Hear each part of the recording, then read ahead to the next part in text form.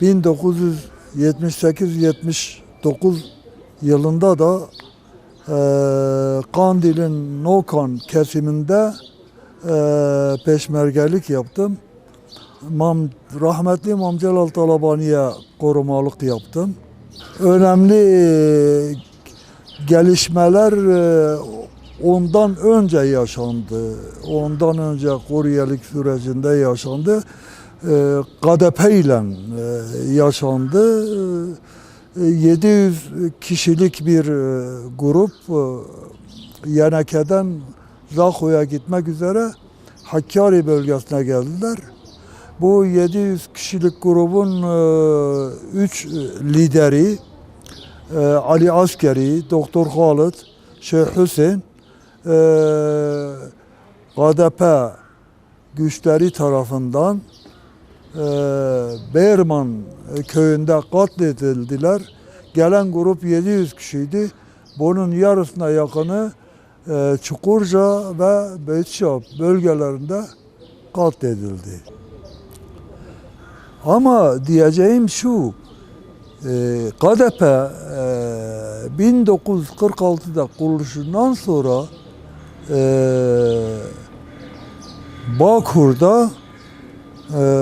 Bağkur'da şimdiki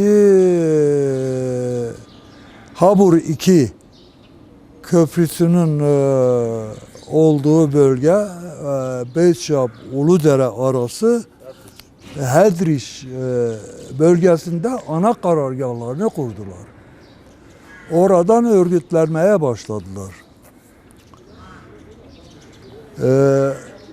Yüzlerce, hatta diyebilirim binlerce Şemdinli'den, Yüksekova'dan, Uludere'den, Şırnak'tan Slopi'ye kadar büyük bir taraftar grubu, peşmerge grubu oluşturdular ve ana karargah Hedriş'ten başvura saldırılar düzenlediler. Bu saldırılarda Rojava'dan gelen Kürt kardeşlerimiz de çoğunlukla bunlara yardımcı oldu. Bizim Bağkur Kürdistan'ı özellikle bunları yıllarca ayakta tuttular.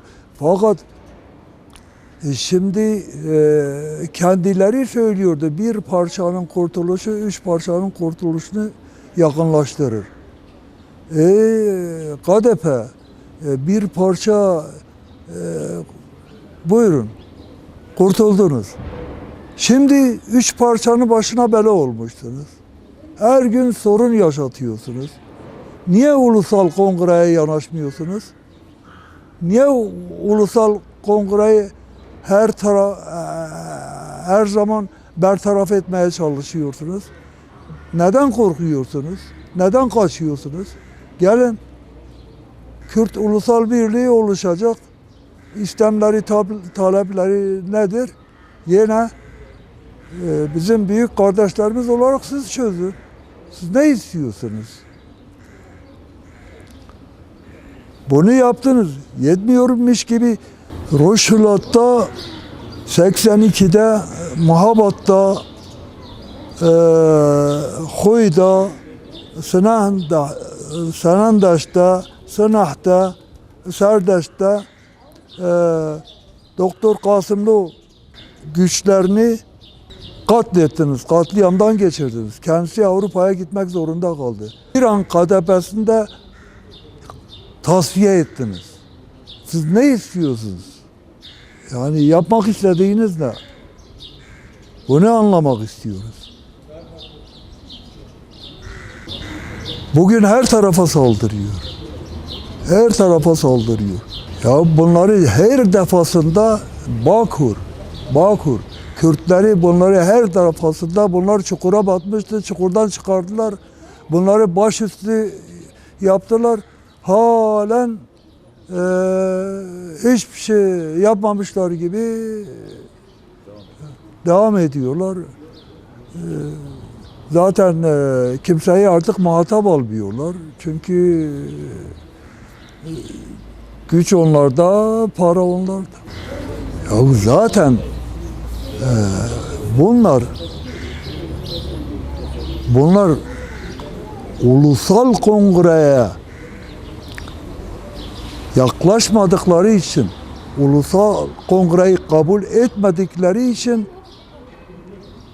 bugün bunu yapıyorlar. Kabul etseydiler bugün bunu yapmazlardı. O zaman plan buydu. Plan buydu. Hem ulusal kongreyi kabul edecek, ulusal kongrede yer alacak, hem bunu yapacak. Bunu yapamazdı.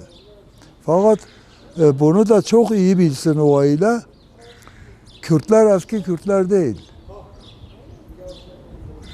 Kürtler ihaneti hiçbir zaman için affetmeyecek. Etmezler. Kürtler uyumuyor. Bunu Barzani ailesi çok iyi bilir. Not et. Şılat KDP'sine ne yaptıysa bugün başvurda onu yapmaya çalışıyor. Ama ben şuna inanıyorum. Başvur halkı buna müsaade etmeyecek. Kesinlikle etmeyecek. Etmezler. Demin değindim. Kürt halkı eski Kürt halkı değil. Affetmez. İhaneti hiçbir zaman için affetmeyecek. Yeter. İhanet nereye kadar ihanet? Ben emek verdim. Zaman zaman ziyaretlerine de gittim. Harcım var, tuğlam var. Sana ne yapalım? Maaş dahil. Hepsini reddettim. Hiçbir şey almıyorum. Ben hiçbir şey istemiyorum. Ha diyeceksin maddi durumu iyi midir? Hayır. Geçinip gidiyorum yani. Geçinip gidiyorum. Şöyle böyle geçinip gidiyorum. Fakat hiçbir talebim olmadı. Hiçbir talebim olmadı. Olmayacaktı. Fakat bunlar sadece kendi ailesi için çalışıyor. Diğerleri her şey benim diyor. Her şey benim diyor.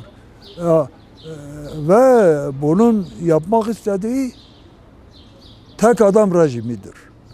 Tek adam rejimini Barzani ailesi başvurda uygulamak istiyor.